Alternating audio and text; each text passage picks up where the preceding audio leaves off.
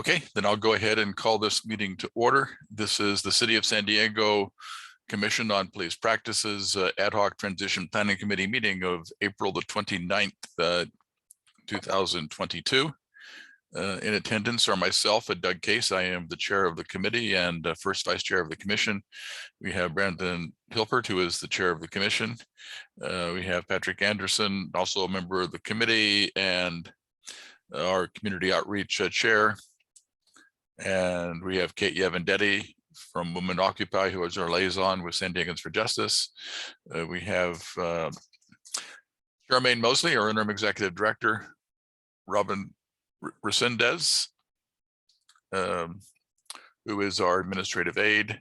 And then we have David Niemeyer, who is our executive search consultant.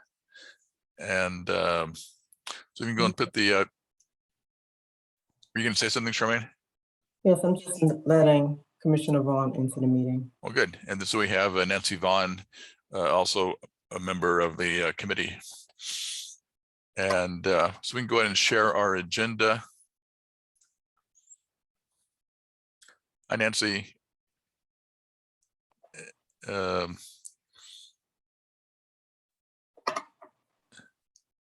And do we have any public comment? Public comment received. Okay. Then if you can scroll down, and budget updates are hearing before the City Council Budget Review Committee is going to be on May the 10th, and we're scheduling a dry run for that on May the 9th.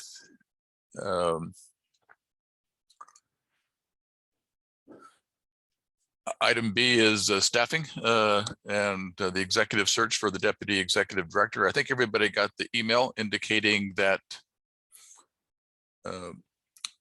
the listing is now live and it includes the brochure, the electronic brochure, as well as a link to apply, and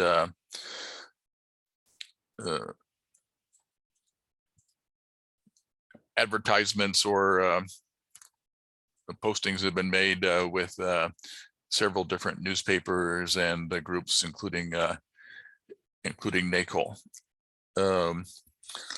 And well, David is here, so why don't we have David give an update, Sure. And then I have a couple of questions for him. Sure. Thank you, Doug.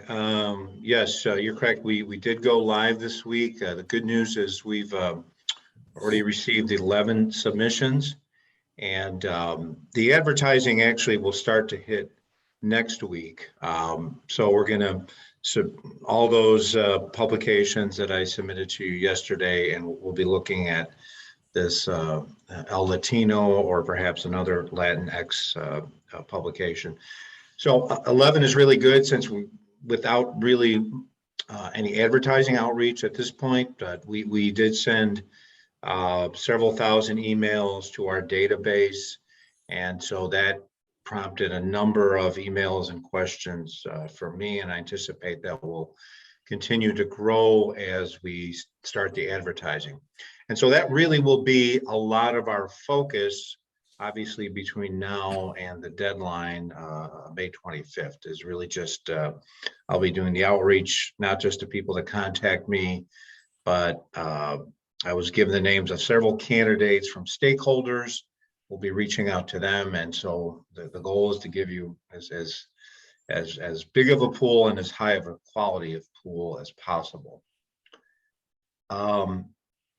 So that's really what we're working on. I think the only other thing is I know the citizen survey, and I haven't checked if that got posted to the website as of yet. If it hasn't, that may be something we need to extend a little bit, because we want to give at least 2 weeks for residents to fill that out. But that's pretty much all I have. So happy to answer any questions. Okay. Where are we in terms of the schedule of having the 5 to 7 finalists identified. I think in the initial schedule, it was June 20th. Is that Yes. been moved back a week, or is that still? No, we're still on target. So we did move the deadline back for resumes by about 6 days. And really all I narrowed, Doug, was that we had 2 weeks for CPS to do screening interviews. So I've now narrowed that to a week and a half. It's doable. We'll just have to do more interviews. So we're still on that schedule that was originally sent, at least in terms of all the interview process. So unless there's something you desire to change, that's where we're at. I do anticipate that the interview by the community panel will be an in-person interview or a Zoom interview.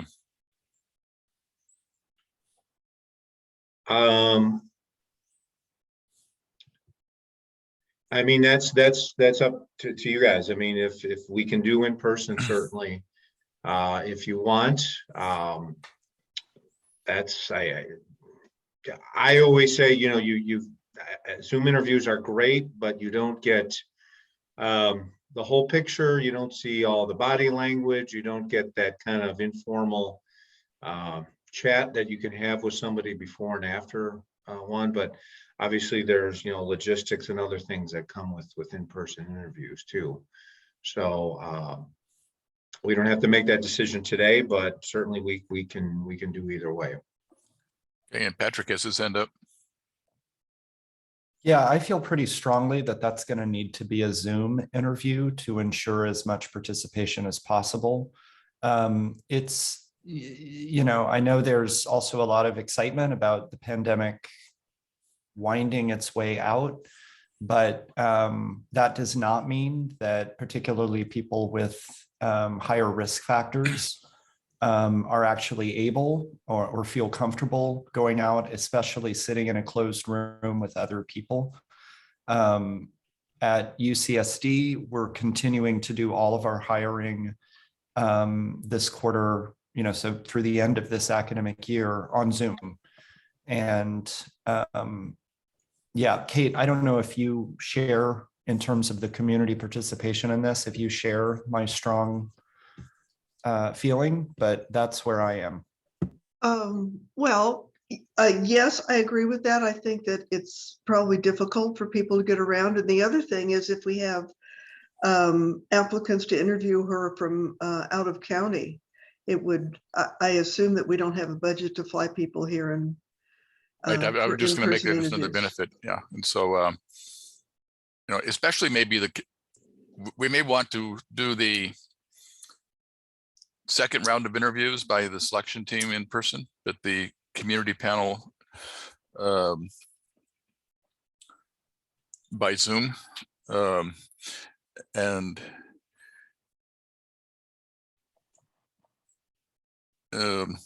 then we need to, and maybe we can put this on the agenda for our next meeting. Our game plan was to select, I think 7 to 10 is what we put in the proposal.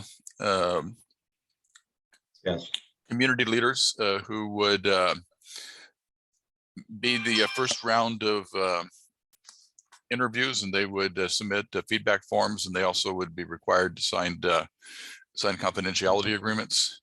When we were talking about the selection process for the executive director, there seemed to be a consensus that the best way of selecting the individuals was to select the organizations and have the organizations select their representative. And I think that would make sense for this as well. But we need to select those 7 to 10 organizations and make sure that those who volunteer are willing to have, find somebody who's willing to spend the probably hour interviews, so at least 7 hours of participation in the process. And we also want to make it as transparent as possible, so we want to have it on our agenda for our meeting, so that anybody who is interested in being any organizations that are interested in being considered will have an opportunity to put their um, name on, name in for consideration. And so we'll put that on the next agenda, but it might be helpful if Patrick, since you're in charge of community outreach, to come up with some possibilities and perhaps even do some outreach prior to that to see if they're interested. We don't want to make any commitments until we make, we make the decision, but we want to be able to select them pretty soon, because on June 20th, we will, need to begin scheduling that those panels. Patrick. Yeah, so what I'd like to recommend, so first of all, the community survey link. I had a problem with my City of San Diego email. I wasn't receiving it for most of this week. I think that's because the password expired, but my email client didn't tell me that, so I just wasn't receiving.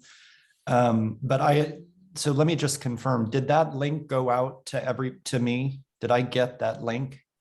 You should have, yeah. Okay, then I'll find that. What I'd like to suggest is that I send an email to my big list that includes that link to make sure folks see it and complete that survey. And that also sort of explains this step of the process and asks that any group that wants to put its name forward for consideration notify me by, say, Wednesday. And that way, when I come back to this meeting next week, I'll have a full list. Does that seem appropriate? Yeah, and if we have 10 or less takers, we may not have to do any selection process. Okay, so it's we're going to have 10, and the commitment is 7 to 10 hours. No, well, we're going to have 7 to 10 panelists, and but probably, I mean, we're looking at having 5 to 7 finalists that are selected by Dave, and so assuming that they're 1 hour interviews each, would be a minimum of 5, and probably it'd probably be an approximately a 7 hour commitment of time over a Okay. period of a week or so. So I'll get that email. I'll try to get it out today, but I'll set a deadline of next Wednesday or Thursday. And then I'll come back to this meeting with a list. Okay. And David, did you have anything else? That's it. Okay. Then I think we can move on. And again, you're free to stay and listen to us if you're interested. But if you have things to do, don't feel obligated. And I know we're talking about staffing. We also probably need to begin thinking about moving forward with our next 3 hires. And 2 questions there are, do we want to do them concurrently, or do we want to do them consecutively? And if so, in what order? And then we also need to find out whether we can use the city's executive search contract for those positions, or whether we'll need to do our own RFP for an executive search firm. And refresh my memory, Charmaine, what did they tell us previously about the availability of using a David's firm for? So HR is out. Actually, Liz Barat from HR is out on vacation. So she said she was going to be contacting Julie Roscoe, who's the HR director, and then get back to me. Okay. And somebody just texted me that an attendee has their hand raised. And so it looks like Layla Aziz, and somebody can unmute her so she can ask her question or make her comment. Hi, yes, thank you so much. Patrick, can you add pillars to your list? And I did put my email address in our president's, Khalid's email address in the question and answer portion of this webinar. Yeah, thank you. I think that several people are on that big list. Did you receive all those emails about the roundtables over the last like year and a half? I don't think so. I'm not saying you most likely do have some of us on there, but maybe not myself, or maybe I am on there, and I need to Okay, check to make sure it's getting through. I've got the emails from the chat. Thank you. So I'll just double check and make sure they're on there. If you Thank don't, you, Patrick. if you don't receive that email by Monday, or let's say by tomorrow, then something's wrong somewhere. So just shoot me an email if you don't see it by tomorrow. Okay. Will do. Thank you. All right. Thank you. Okay, and then going back, so are there thoughts of whether we should do the positions all at once, or do them one at a time? And if so, which one is the most critical to have? And the three positions will be our supervising investigator, the policy analyst, and then the performance auditor. Keeping in mind, we need to have the performance auditor to fulfill our duty to review the compliance of the department with reporting requirements. We've had several different issues that have come up at the policy committee that we've said it'd be nice to have a policy analyst to research this issue. And we need a supervising investigator because we need that person on board to help us with getting our procedures established and to be involved in the selection and training of the other investigators. And we should be able, I mean, if things are fall into place, we should be able to have a place for them by the time that the selection process is completed. So we're looking at this fall of having it our grand opening of our new office space. So we will have a place to put them. Brandon, your hand is raised. I'm thinking we should probably do the policy analyst first, because I think that one we can start today, I mean, essentially. And then the investigator, supervising investigator, I think would probably be second, but we can't do anything with that until after the city does their implementation ordinance. So I would say probably 1, 2, and then we can add that third whenever we have the funding to do the search. Would probably be my recommendation. Okay, so yours was policy, second was? The supervising investigator. And then third is the performance auditor. Okay, and Charmaine. I was just thinking supervising investigator, and then get them on board and start training them as far as complaints go. And then maybe the policy analyst as well. And, So instead of running them at the same time, maybe staggered. then we also can use the input of the supervising investigator before we, because the plan is once the implementation ordinance comes back from the council and it's approved, then we're going to move forward with the investigation standard operating procedures, which have to be approved by council. And it actually would be good to have that person on board as we finalize those. So we're going to be relying on Dwayne to help us in drafting them, but having another staff member who can maybe oversee that would be good. And so. Yeah, I was also thinking that person will be able to help with some of the caseload as far as reviewing some of the cases, so they can, I guess, tie it into their training. Okay, so I think I'm inclined to agree with Charmaine. I would do supervising investigator, then policy analyst, and then performance auditor. And Nancy. I was impressed by the list of items that came out of the policy committee. I agree with Brandon. I think we need the policy person first. And we can come real fast after to get the complaint coordinator person, or the whoever investigator. But I would just get we've got so many important policy issues that I think we need help there today. That's all. That's me. Maybe we can try to run them at the same time. And I know it's a lot because we're also going to be trying to fill that what is it called? The finance management analyst position. So, I mean, it's a lot for me, but. hopefully And we're not planning on as robust a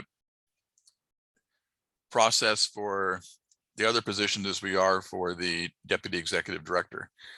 Or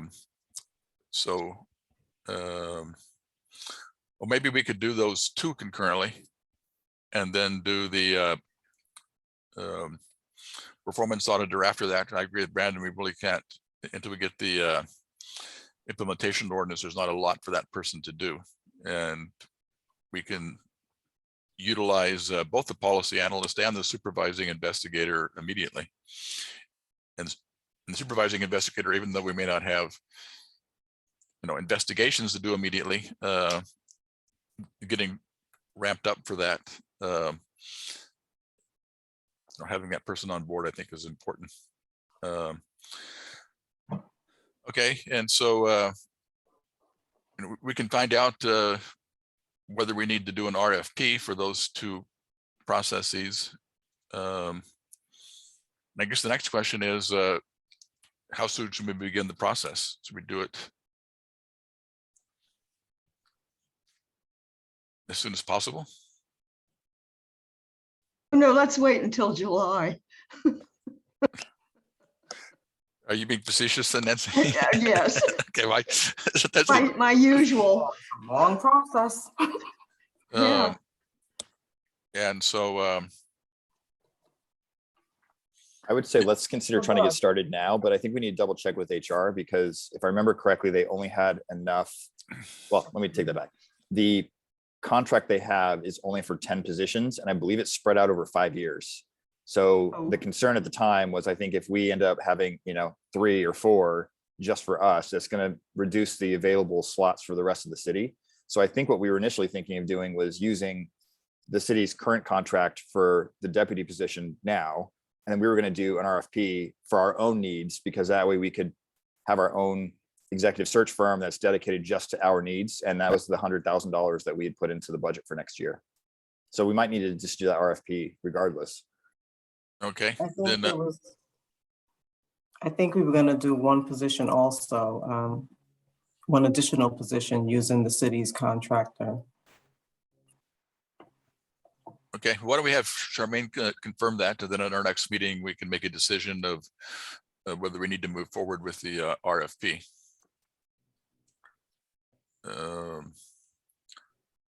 Except that the money for the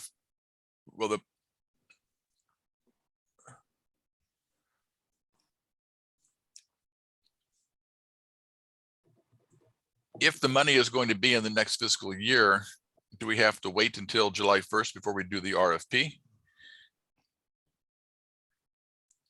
I don't think so. I think we can start that RFP now. It's just the contract date is when that kicks in. And for anyone from the public that's watching, is we as the CVP would still pay the fees, even if we're using the city's executive search firm. It just comes out of our budget. But I think the limiting factor there was the fact that the city only had 10 slots available in the contract. So in order to change that, they'd have to go back to city council. So it's almost easier for us to just start with a fresh contract just for the commission. So, So okay, paying it comes way after the process, so. okay, and so so Charmaine, if you can check to see whether we can utilize David's firm for one or more of the positions, and then what the process is to initiate the RFP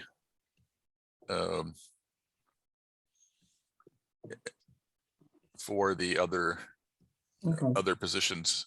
And I guess at this point it would be an RFP for just those 3 positions. And I don't think we'll need an executive search firm for the investigators. I think we just need it for the supervising investigator. And then down the road in the next year, we'll need to have executive searches for the permanent executive director and the staff general counsel, but that's down the road. Okay, so let's move on to the agenda. The implementation ordinance, the amendment that we proposed to the standard operating procedures, which will allow us to continue to review officer involved shootings and in custody deaths until we were able to get the investigation procedures approved and the investigators hired, was approved by city council, or not, was approved by the PSNLN unanimously on Tuesday, I think it was. And that has to go to meet and confer. And does it have to go to city council before it goes to meet and confer? Yes. Okay, and so it goes to the city council, but I assume there it'll be on consent. We had a little bit of a scare in that we got a message that the city attorney may have an objection, but that never happened. And so that it sailed through. Kate. Do we have any update on the meet and confer, whether it's even been scheduled yet No. on the ordinance? do Well, not. last I heard that it hadn't even been scheduled and it's been 2 months. Yes, we've gotten no update.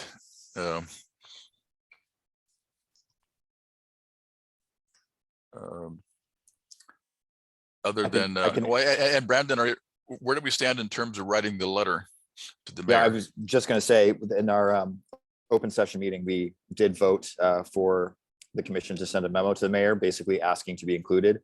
To be honest, I haven't finished writing that yet. I'm going to try to either do that today or tomorrow, so we can send it out hopefully Monday.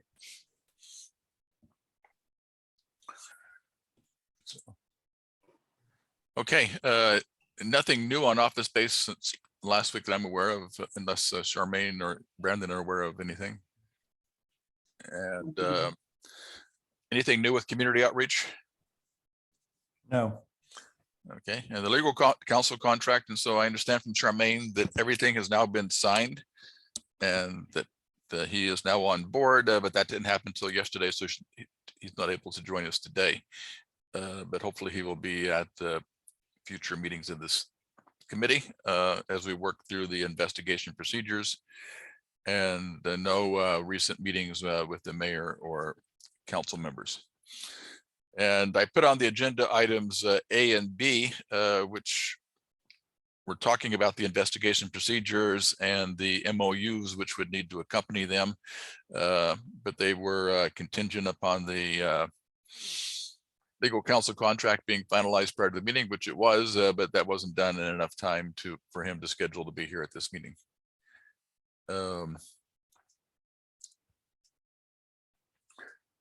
And I want to come back to C in a minute, but and I guess there is not a timeliness to D as well, because we're going to be relying on our performance auditor to do those reviews, and that person won't be on board until later. But did we ever get a list from the Department of the different reporting requirements that we have? Wasn't Captain Jordan going to give that to us? We did get a list, but I don't think it's everything. We also did reach out to the other statewide agencies that we're partnered with. So I have gotten some information from both San Francisco and Los Angeles. So what I wanted to do is try to kind of create all those, merge them all together, and then request anything that's not from the city, the San Diego Police Department, ask them to clarify and elaborate on that. So I kind of have that list somewhat put together, but it's not complete. And I do need to ask Captain Jordan to follow up. Okay. And so if you can take that as a homework assignment. And then I have under new business of following up with our recommendation that we ask the city council to amend the ordinance, which talks about the executive director, to include the establishment of an operating procedure for the selection. Any thoughts on how we should proceed with that? We did raise it in our meetings with the council members, and most of them seemed to think that it was, was a good idea. They all agreed that the commission should be involved in the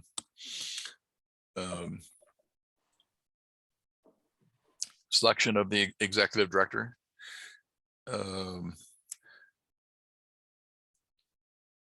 Council member, Doug, I'm sorry. I had one other note about the previous item. I Okay. just was trying to find it. There's an additional part. Brandon's not the only one who's compiling that list. I was also going to reach out to scholars who work with police data to ask them for input, not only on the mandated reporting, but also on data sets they wish were reported. And I haven't done that yet. I'm probably not going to do it this week, but I will. It's back up on my to-do list. okay. So and so now, my train of thought was that, and Brandon, maybe you can refresh my memory as well, but the feeling that I got from Council Member Montgomery Steppe, that she didn't think it was necessarily necessary to amend it, that we could do it without amending the ordinance. Personally, I think it would be helpful to have it codified in the ordinance, so that it becomes, an established procedure that's codified by the city council. And so it says in the ordinance that there will be a procedure, and that the council approves that, and that we then would have a procedure utilized for, approved and then utilized for the permanent executive director search, and then the future executive director searches, because people don't stay forever. So thoughts on how to proceed?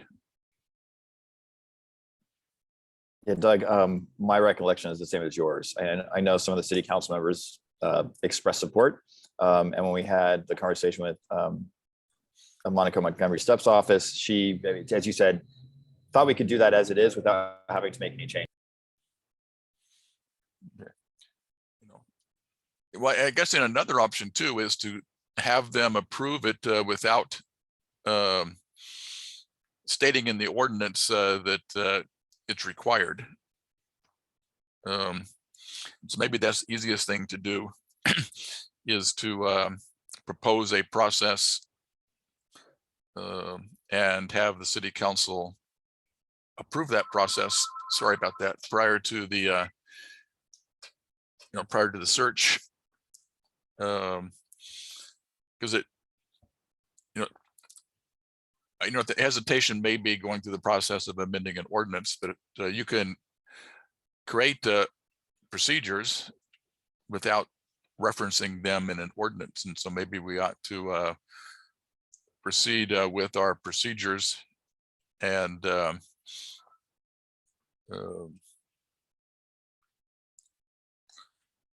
go from there. So, and we kind of, didn't our motion include our process, if I remember correctly? I believe it did. And I think, Doug, your suggestion is probably the easiest, fastest way to try to help push that forward. Okay. And so maybe we can maybe finalize that, and then maybe have some other meetings with council members to talk about what the process would be. And the good thing about the process we recommended was it still gives the authority to the city council to make that decision. And so they would receive 3 finalists. They would review those finalists, and it would be a decision up to the city council. And we, through this process, would take care of all the work for them to select those finalists. And so it would make it easier, make it easy on the council. They might even want to include in there some discussion of what the council process is as well. In other words, will the interviews be done by PSNLN or will be done by the whole city council, and so forth. And so maybe we can get their input on that, and then maybe if they've given input on that, they will be more likely to support the whole process as well. Patrick, your hand is up. So we have so many plates spinning and so many contingencies and so many things we're trying to keep our eye on, from, like the massively important things like meet and confer and why we're not there, down to whether or not we're going to hire search firms for some of the remaining positions, And so many of the contingencies and range of important things we're facing are dependent on so many other bodies, from the city council on out, that I'm hesitant to say this. My only concern with not getting this in the ordinance is this. We have currently a city council made up of supportive council members, most notably Council Pro Tem Monica Montgomery Stepp. I can't help but think about 10 years down the road, 15 years down the road, 20 years down the road, a very different city council, or a moment when the Commission on Police Practices is not on the public's radar in quite the way it is right now. So, given all the caveats I said at the beginning and my understanding, yes, we need to focus on getting the ordinance changes that are most important and not holding ourselves up with every little thing. I also remember from the roundtables that having community and commission input on the executive director and the rest of the staff was really, really, really important to the community. So I'm just putting this on the table because I'm torn. I understand. But just for anyone who's watching this, if we have in our standard operating procedures a certain process in place for commission or input into the executive director, and yes, the city council has to vote on that, and yes, they have to approve it, but those procedures they're only binding on us. They're not binding on anybody else. So I'm hesitant to endorse or support not making sure this is included in the ordinance. Do you see what I'm saying? I'm not saying we need to fight every fight, but I just want to put this on the table. Well, and we can have that discussion when we meet with city council members of what the advantages and disadvantages of amending the that ordinance are.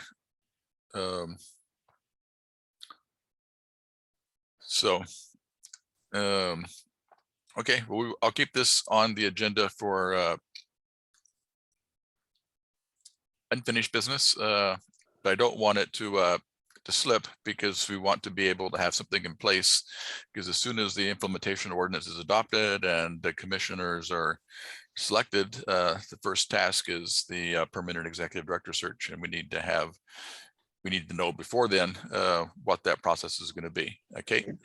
Well, I was just going to comment. I think that if this group thinks that it's important to be part of the ordinance, I think it could be added when it goes back to city council after meet and confer. And I don't think that this particular item would be subject to another meet and confer. Like, I think taking out that mandatory exclusion would be, according to Dwayne. Actually, it's a different ordinance, and so there was a there was a separate ordinance that created the office of the Commission on Police Practices, and so in order okay. So and that's the one that talks about the hiring of the executive director and so forth. And so, but I agree, this would not be something that would be subject to a meet and confer, because it's all administrative stuff. And it may be, it may be fairly simple to do, but if you know, if Councilmember Monica Montgomery Steppe has hesitations, you know, we need to find a way to move forward despite those hesitations. And so, okay, so moving on to the agenda, I skipped, hold on a second.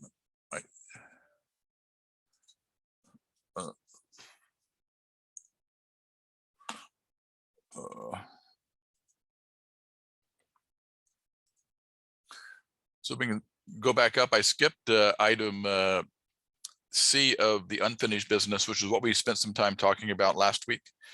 And we were going to mull it over. It doesn't require immediate action, but we do want it to come up with a process for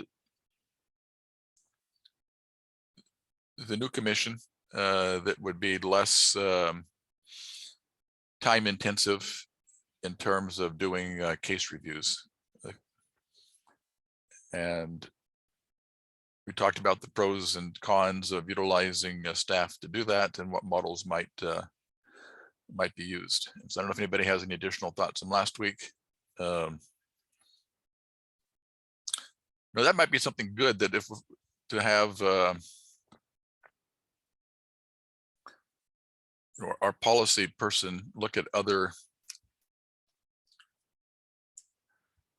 oversight bodies that do reviews and get some feedback on what their review process is. So anyway, I don't see any hands raised, but I do want to keep it on the agenda because we need to, I think that's going to be an important consideration as we move forward. And so scroll on down. Scheduling of meetings. As indicated here, I'm going to be out of town on next Friday and the following Friday. And I can't join by Zoom because I will be in the air on flying on May the 6th, and on May 13th, I have an all-day meeting.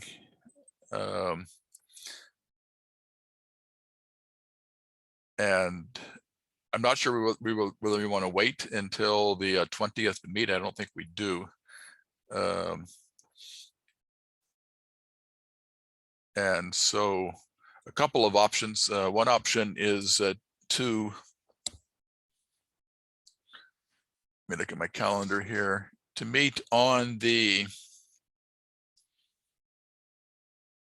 11th instead of the 13th, which is a Wednesday, or to meet sometime on the week after the 13th. Patrick is shaking his hand on the on Wednesday. Wednesdays never work for me. That doesn't mean the rest of you can't meet, and I can check in after, but Wednesdays are full Yeah, days for me. But I think the next one we need to have you there because we're going to be talking about the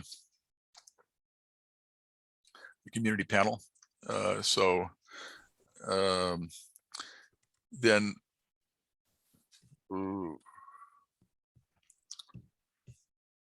okay, so then maybe looking at let me pull up my own calendar now. Hold on a second here.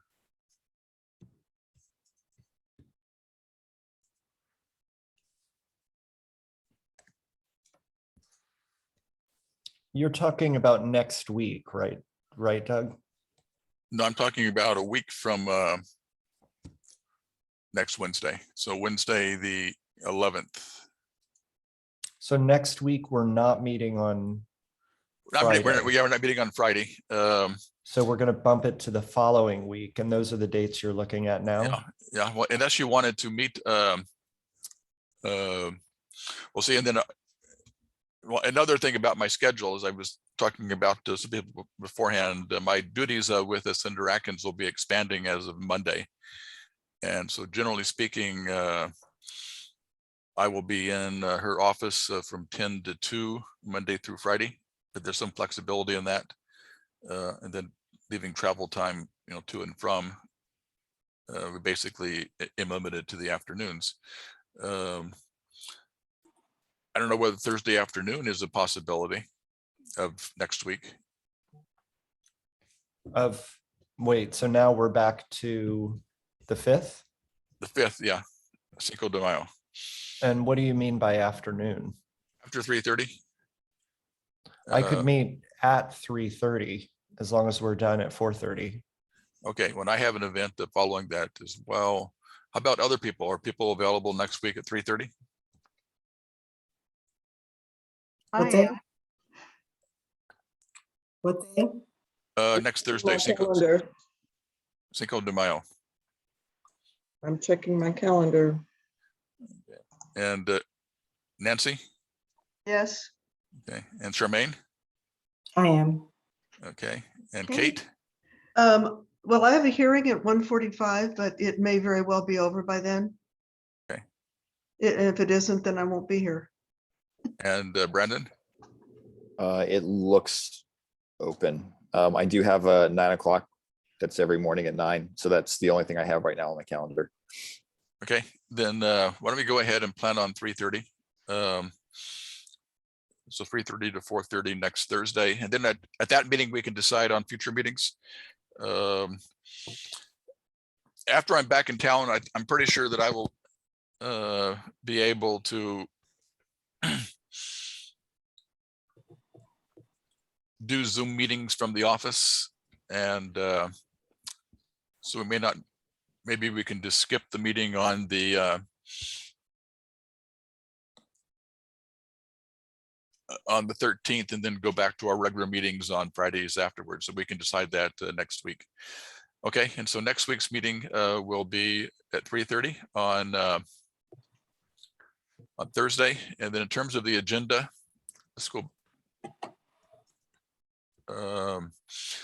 We're going to talk about the well, Patrick, do you think we'll be able to go ahead and make the selection next week of the 7 to 10 organizations?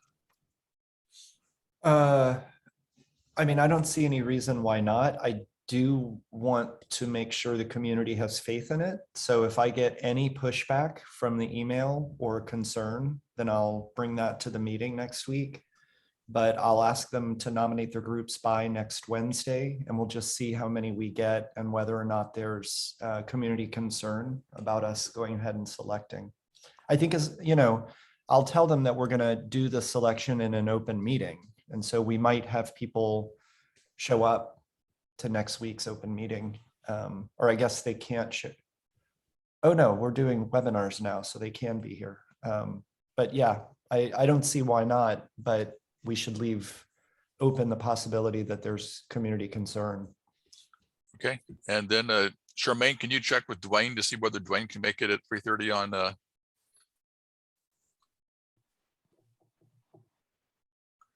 on Thursday? And if so, then we can go back to items A and B under unfinished business and begin talking about the investigation procedures and the MOUs that will be required.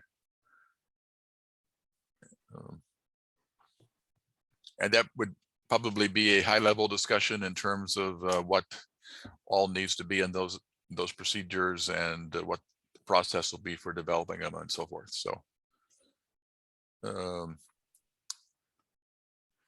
okay, anything else that people want to put on the agenda for next week?